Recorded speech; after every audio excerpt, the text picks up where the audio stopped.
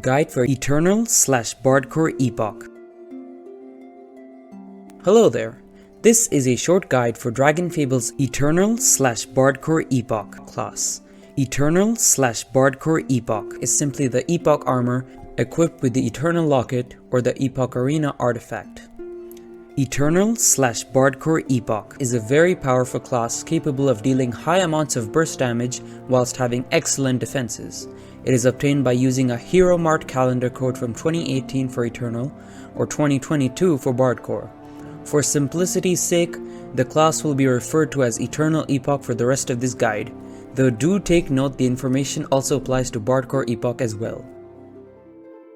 Class mechanics. Like base Epoch, the main mechanic of Eternal Epoch is momentum. Eternal Epoch has a momentum widget above its attack button which indicates how much momentum it currently has by clicking on it.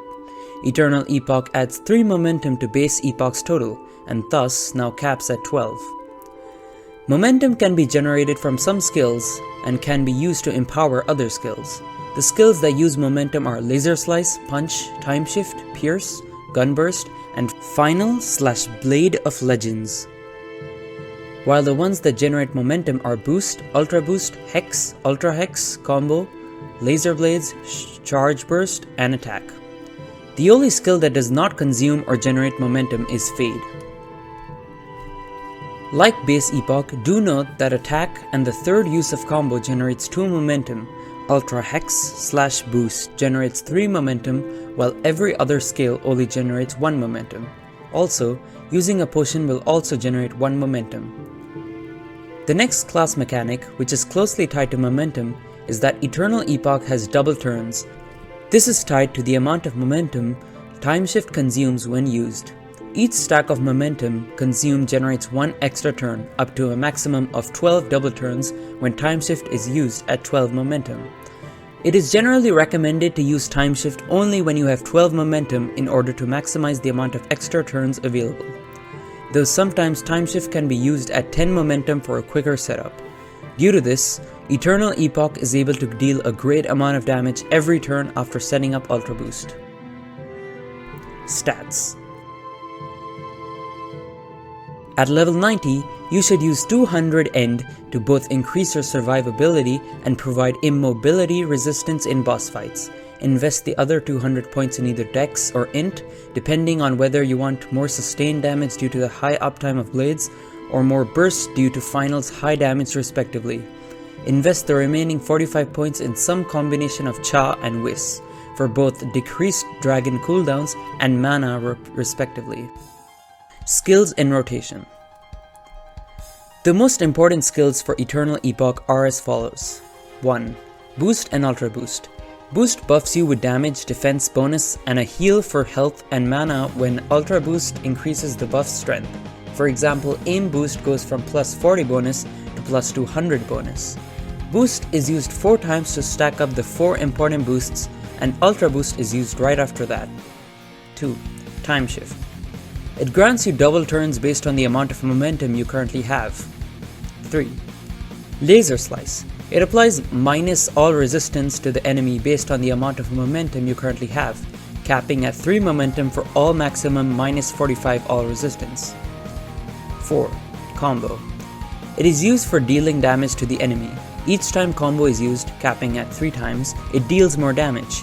The first and second use generates 1 momentum each, whereas the third use generates 2 momentum. 5. Gunburst. It deals a great amount of damage to the enemy based on the amount of momentum you currently have, capping at 3 momentum for a maximum of 305% damage. 6. Final or Blade of Legends. This is basically the nuke of Eternal Epoch. It deals damage based on the amount of momentum you currently have. In order to maximize the damage, Final is used when you have 12 momentum. The secondary skills for Eternal Epoch are as follows. 1. Hex and Ultra Hex. Hex debuffs the enemy's damage, defense, bonus, and all resistance, although slightly, while Ultra Hex increases the debuff strength. For example, Power Hex goes from minus 10 boost to minus 33 boost. Hex is used 3 times to stack up the 3 important debuffs, and Ultra Hex is used right after that. 2. Fade. It applies a 200 MPM shield for 1 turn inclusive. 3. Laser Blades. It applies a 66.7% weapon plus stat damage DOT to the enemy for 5 turns while generating 1 momentum. 4. Pierce. It applies plus health resistance to the enemy based on the amount of momentum you currently have, capping at 3 momentum for a maximum of plus 60 health resistance. 5. Charge Burst.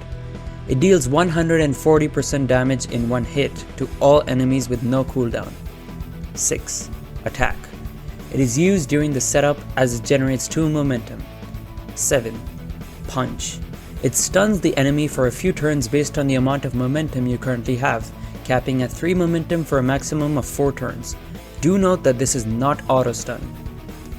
Eternal Epoch generally utilizes hexes, ultra hex, and attack to gain 12 momentum before using time shift. Also using time shift, Eternal Epoch stacks up the boost and starts outputting great amounts of damage using Laser Slice, Combo, Gunburst, and Final / Blade of Legends. Here is the rotation on screen. Strengths and weaknesses. As Eternal Epoch is a straight upgrade from base Epoch, it shares the same strengths and weaknesses, although to a bigger degree. Go watch my base Epoch video if you need a refresher. The extra 3 momentum it can stack is more impactful than at first glance. A 12 momentum stacked final does increased burst damage, while a 12 momentum time shift gives 12 extra turns, which makes your double turns fully loopable as long as time shift is reused at full momentum stacks each time. This, combined with the same excellent defenses and versatile hit count from base Epoch, makes Eternal Epoch an excellent class for boss fights. However, because momentum gain is unchanged for base Epoch, this means that the weakness of having to set it up is more potent, since it has to survive 1 to 2 extra turns to stack the extra 3 momentum. This also slightly increases the complexity of the class, since you are incentivized to loop double turns, which requires more momentum management than on base Epoch. Like base Epoch, Eternal Epoch is not recommended for questing due to the lack of immediate damage. Conclusion.